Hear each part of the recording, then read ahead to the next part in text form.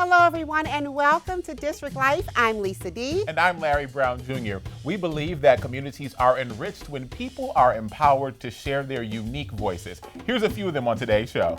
First, a look at Eleanor Holmes-Norton's career as D.C.'s delegate to the House of Representatives, how she's using her limited voting power in Congress to give the district's residents full representation. Also, we'll have Lisa's interview with Andy Shalal, former candidate for D.C. mayor and the founder of restaurant chain Busboys and Poets. He tells us about his experiences in the district.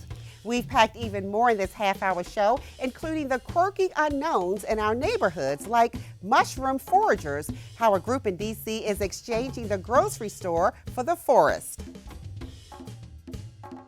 Since 1991, Eleanor Holmes-Norton has represented the District of Columbia as a delegate to the House of Representatives. If D.C. were a state, her title would be Congresswoman, not delegate. Since her first year in office, Norton has been trying to change that.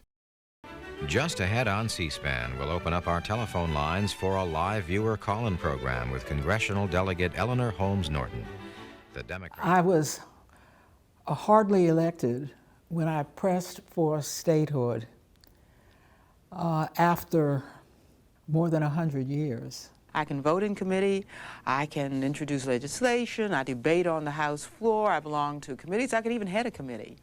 But the ultimate insignia of democracy, the vote on the floor, is denied me. And frankly, it is for that reason, among others, the lack of representation in the Senate altogether, for example, that the District of Columbia has sought for 10 years to become a state, the state of New Columbia.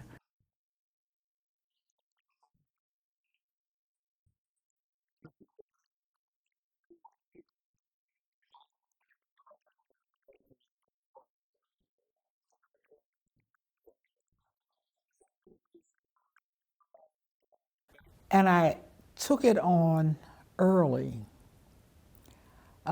because I represent 700,000 people who pay the highest federal taxes per capita in the United States and yet are left without the same representation that those who pay less taxes had. Now remember, this is a country that went to war on taxation without representation. Delegate Norton, what is the bill that the House is going to be debating tomorrow? I want to introduce to you Delegate Eleanor Holmes-Norton, who is the delegate for the District of Columbia, and coming up in the next Congress, you have a bill that you are going to reintroduce. What is it? Delegate Eleanor Holmes-Norton, Democrat of the District of Columbia. Let's start with this voting rights legislation for the District of Columbia and Utah. Where does the bill stand right now? Well, the bill is almost here. We're hopefully about to shed a gun law. Whoever heard of your gun or your vote?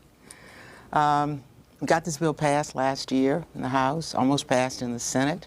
Well, the district was trying every kind of way to at least, and in this case, to at least get the vote in the House. Now we've given up on all of that and said, let's go for it. Let's go for what we're entitled to, the House and the Senate, and full authority over our own business. I'm Muriel Bowser. I'm the mayor of Washington, D.C., and I'm calling to order the Constitutional Convention for the 51st state. I call up the bill, H.R. 51, the Washington, D.C. Admission Act, and ask for its immediate consideration. With H.R. 51, America's government will become of the Democrats, by the Democrats, and for the Democrats.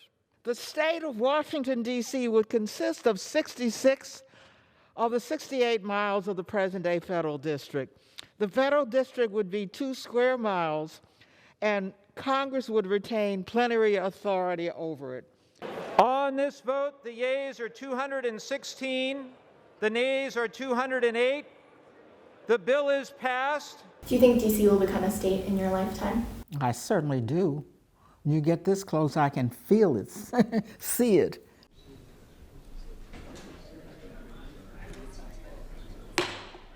The committee will come to order. Congress does have a choice. It can continue to exclude D.C. residents from the democratic process, or it can live up to our nation's founding principles and pass our D.C. statehood bill. In October, the Supreme Court upheld a lower court's ruling that Congress is not constitutionally required to give D.C. voting representation, but that doesn't prevent Congress from passing legislation to do so. After the break, Busboys and Poets owner Andy Shalal once ran for D.C. mayor, how his successful business is making a difference in the district. According to the Center for Nonprofit Advancement, there are a little over 8,000 registered 501c3 organizations in Washington, D.C. When nonprofits are functioning strong, communities are also stronger, and they're stronger for everyone. Join us this Giving Tuesday to learn about and recognize the nonprofits that are making our community stronger. And during this annual 24-hour event, find out how you can join them and make a difference. Tune in on November 30th to our cable channels or live stream at dctv.org/live. Wash your hands, avoid sick people and touching your face. There are everyday actions to help prevent the spread of respiratory diseases. Visit cdc.gov/COVID-19. Brought to you by the National Association of Broadcasters and this station. My name is Juanita Price from the historic Hillcrest Children and Family Center, and you are watching DC TV.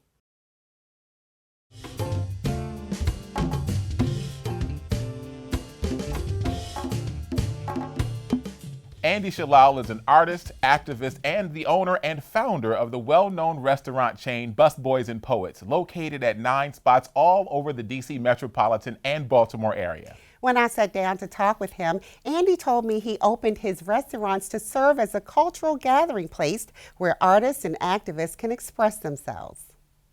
Andy, welcome to District Life. It's great to have you with us. Thank you so much for inviting me. Great. Let me start by saying congratulations on opening your 9th Busboys and Poets location. What was the inspiration for wanting to open your first Busboys and Poets back in 2005? Well, in 2005, the city was changing quite a bit. It's been changing, of course, for decades. And there was a lot of people coming in from outside. People didn't know what DC was like, and they're trying to paint in their own image. You know, people coming from all different cities throughout the United States and throughout the world and trying to find DC in their own image. I thought DC needed an identity. It has an identity. It's a political city. It's Chocolate City. It's a literary city. We have lots of books here. We have more universities here than we have high schools.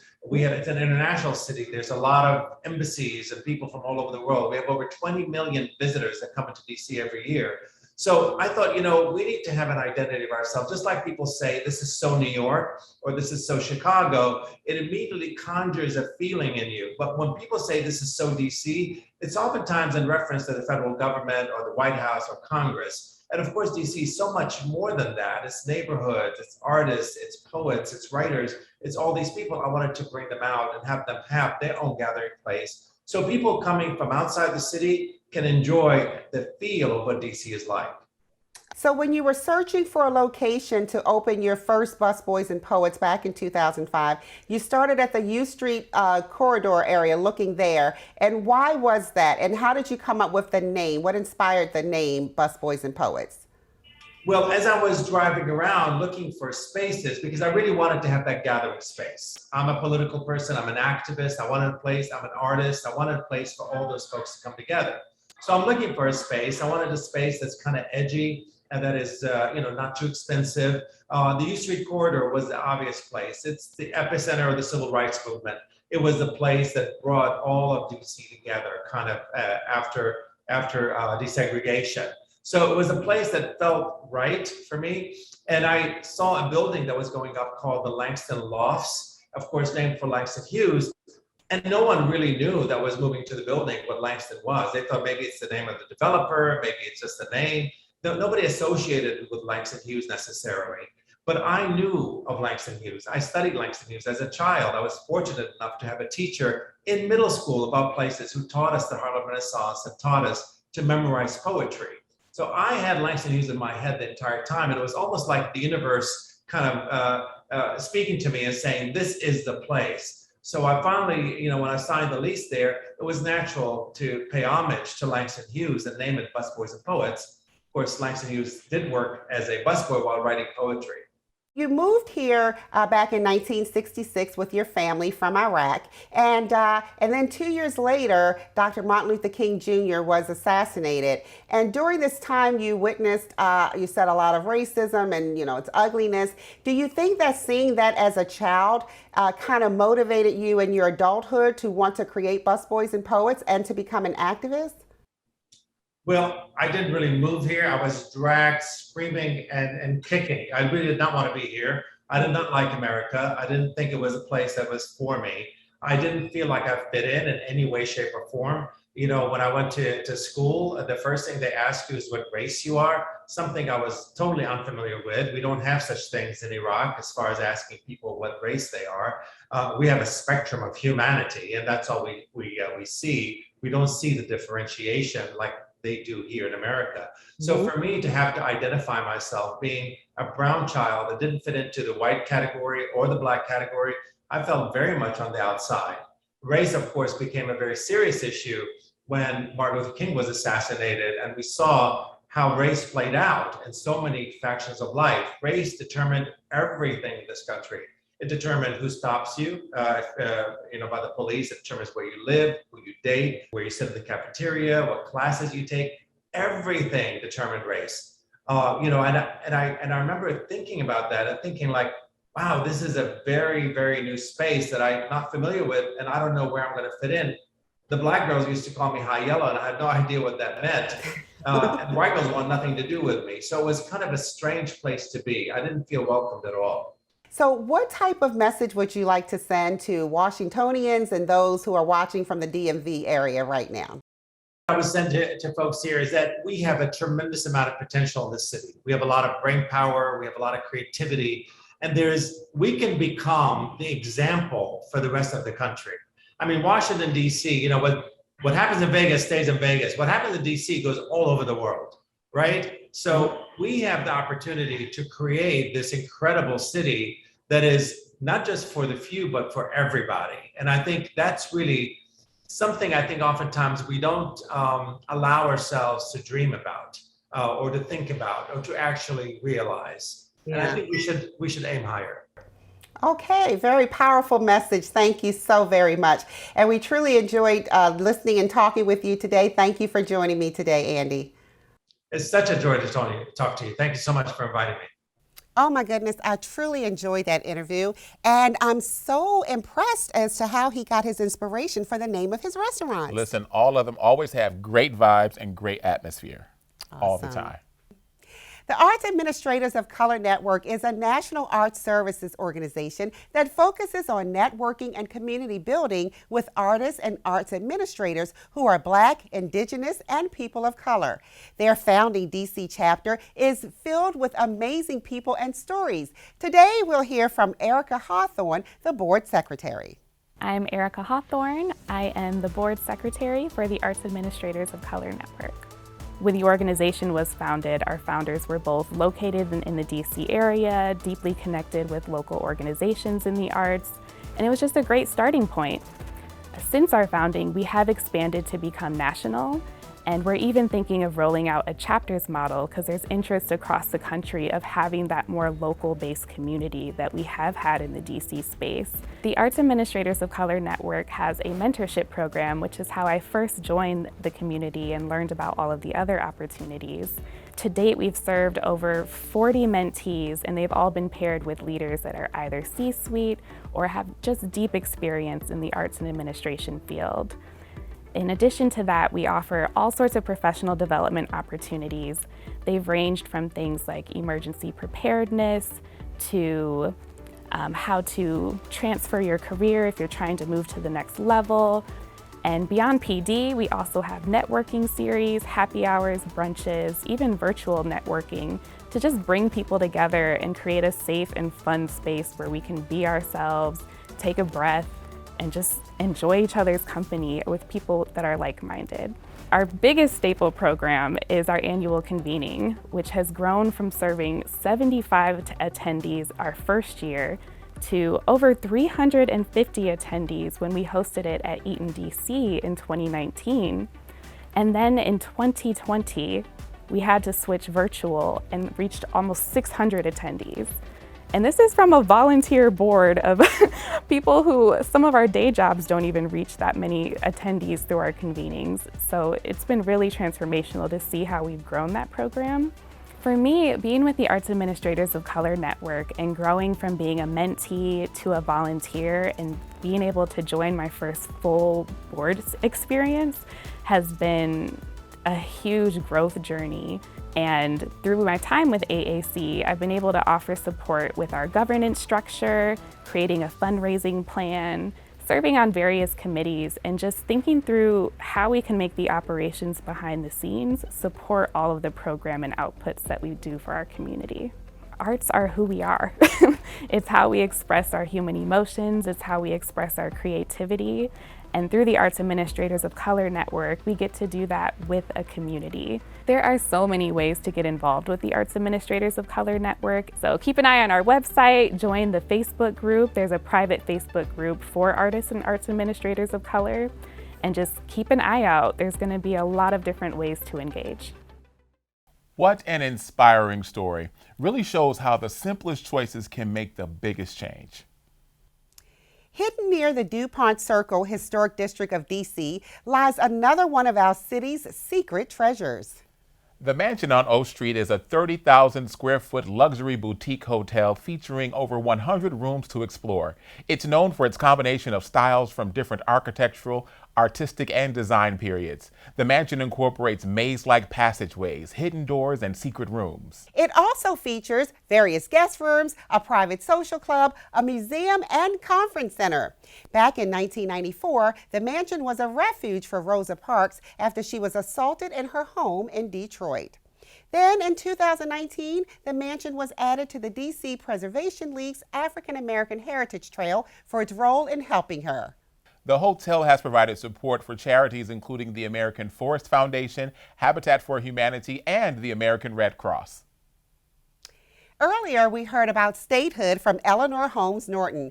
Now, a fun fact about her, she was actually a law professor from 1982 to 2018, and she may have to come out of retirement to help teach a couple of people after seeing this segment of Is It Law or Is It a Lie? Who's on this? Who is that? It's Nicolas Cage. What? I wear it when I'm going grocery shopping, typically. And your name? Israel Musonda. Adriana Sanchez. Brianna. Atal. Atal? Yes. All right, Atal. What we have here, is it a law or is it a lie? Small boys are forbidden to throw stones in Washington, D.C. for any reason. Law or lie? Let's say a lie. I mean, for any reason, huh? I would say that it might be a law. That's a law. It is. Because little boys are crazy. Have you babysit one of those? So, and maybe teachers. Oh, God bless you. Thank you for your work. Someone has to do it. Thank you. Until 2014, Virginia banned all hunting on Sundays with the slight exception of raccoons. Law or lie? I'm going to say a lie. Maybe a law because raccoons are kind of naughty. Well, the raccoon caught me off guard. I can understand no hunting on Sunday, but the raccoon... You have a soft spot for raccoons? That also sounds weird enough to be true. It is because it's Virginia. It is illegal to dance within the Jefferson Memorial. Oh, that's a lie. That's a law. No, you're supposed to dance in the Jefferson Memorial. That's definitely not a law. It is a law. What? In Maryland, a woman may not go through her husband's pockets while he is sleeping. Law or lie? That's not a law. No way. That's a lie. You're supposed to help him to empty the pockets before you wash them, right? Exactly. So, practicality. There you go. It's a law. Yeah, girl. Yep. Well, I'm not going to say that because not that I do it. I do. But not that I do it. Oh my goodness, I am so loving this Where in the District is Carmen. And you learn something new every day. You I do. had no idea, and I live in Maryland, that it's illegal to go through your husband's wallet. Not that I've been doing that. Well, listen, I'm glad some husbands glad it's not the cell phone. Absolutely, yes. Face ID and everything. Mm-hmm. From growing their own foods to foraging for the foods they love, some of DC's residents are skipping the grocery store and opting for a more organic choice. How DC might be greener than you thought. Next.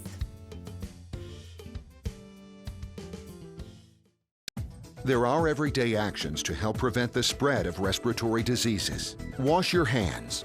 Avoid close contact with people who are sick. Avoid touching your eyes, nose, and mouth. Stay home when you are sick. Cover your cough or sneeze.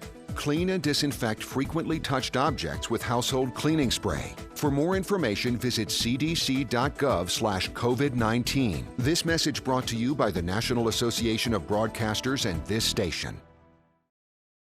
I'm Sienna Marcellin from So Others Might Eat, helping to restore hope and dignity in those experiencing homelessness in the district. And you're watching DC TV.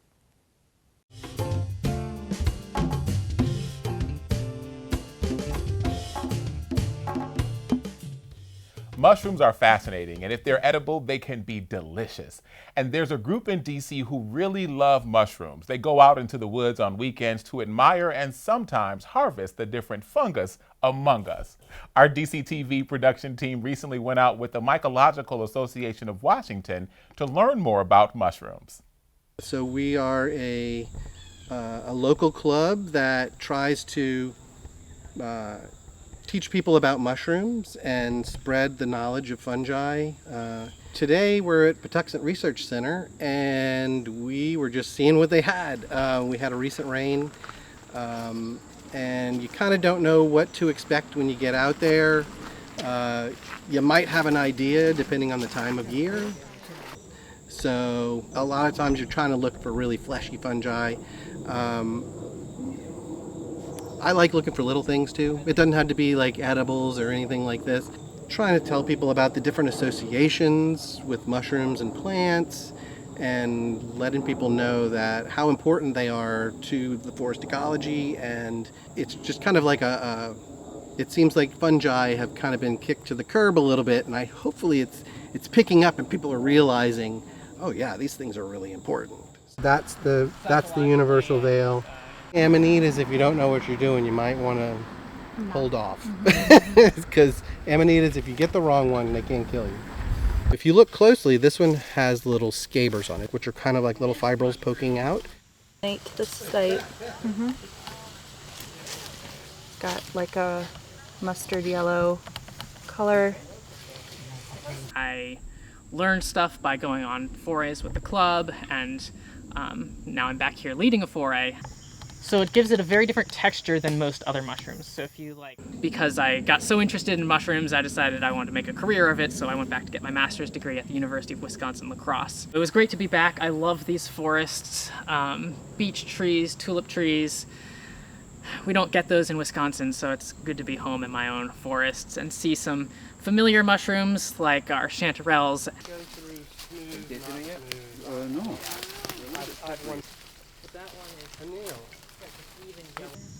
So hedgehogs have spines. These ones are small and brown. They have spines on the bottom.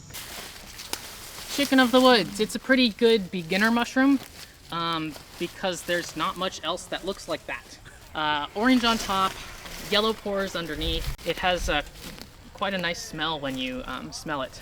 So I always grew up eating mushrooms, and certainly there's some varieties you can find in the grocery store, but I think there's a tremendous amount of diversity that's out in the woods. If I think about the diversity we think of in nature in general, people are usually focused on the plants and the animals, but the fungi, they're just as important to the ecosystem, and a lot of people forget that piece of it. I'm a creative person, I'm a graphic designer, so first and foremost I was attracted to them from a visual perspective because they're absolutely beautiful. There's such a wide variety of color, they come in every color in the rainbow. They're incredibly charismatic as a subject matter for photography.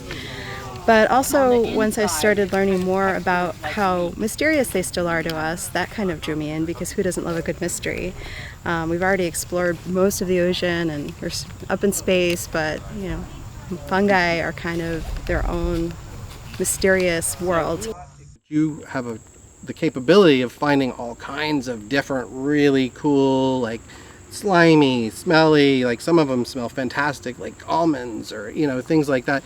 Colorful. It's just, there's a huge array of different mushrooms that can be found on the East Coast. People are welcome to come along if they want. You do have to be a member to join the forays, though. It is tempting to bring those mushrooms home because they can be pricey in the supermarket. But before you do, be sure to consult an expert before having a taste. DC's Wards 7 and 8 are home to the highest population of residents under the age of 18. Heavenly Urban Nature Garden is sowing the next generation of youth in Southeast by teaching them how to be leaders in food security and racial equity. We have a community garden at Congress Heights Recreation Center, Alabama Avenue, Southeast, and it conjoins with Martin Luther King Elementary School, as well as Rehoboth Baptist Church, and they share this space here as a play space for the kids. If I can get everybody to hug themselves, I love being a scientist. I love myself. I love me some me. It's important that we love ourselves, because when you love yourself, you know, you're a little more open to do things, try things, as opposed to having some sense of insecurities. Eggplant, everybody come around, see the eggplant? We've been educating, growing, having the students participate as well as the residents, putting seeds into the ground, nurturing the seeds, bringing soil, bringing water, bringing light, to create a friendly, healthy place of healing for our community. Grab this one right here. And also a teaching space where children and families can learn how to grow their own sustainable food. Great job. And solve their own insecurity needs with food. You ask and you shall receive. Wow. This is called parsnip. Hold on to that. The idea of us is to get the teachers involved, so when they go back inside of the classroom, that's something that they'll, you know, repeatedly put back in. What did we do outside? The same thing, we give them the harvest to take home, so that the parents will say, where did you get this from? So that they can repeatedly report back what they're doing. And in turn, they can understand that their lives are like seeds as well. Their hopes and their dreams are like seeds. Love is that key ingredient that makes everything in this world grow. And we believe that when our children love themselves, that they will want to become scientists. They will want to become engineers. They will want to become mathematicians and agriculturists, because they will want to spread that love through their efforts in a bigger, greater way. That garden location is also home to a farmer's market run in part by Heavenly Urban Nature Gardens. On the next District Life, we'll visit the College Park Airport, known as the Cradle of Aviation. We'll look into the rich history of aviation right in our backyard. So you might be thinking, wow, what a wonderful gem in the backyard of DC. Well, that's going to do it for this episode of District Life. Tell us what you thought about today's show by finding us on Facebook, Instagram, and Twitter at Your DC TV. And if you know someone in your neighborhood who's doing extraordinary things, they could be featured on one of our episodes. Be sure to send us their story on social media. We'll see you next time. Now listen, can we talk about those mushrooms? Yeah. Some mushrooms super delicious. Absolutely. Ready to go harvest and forage? I think so. And then harvest. Yes. And then I want to get back to the law on life.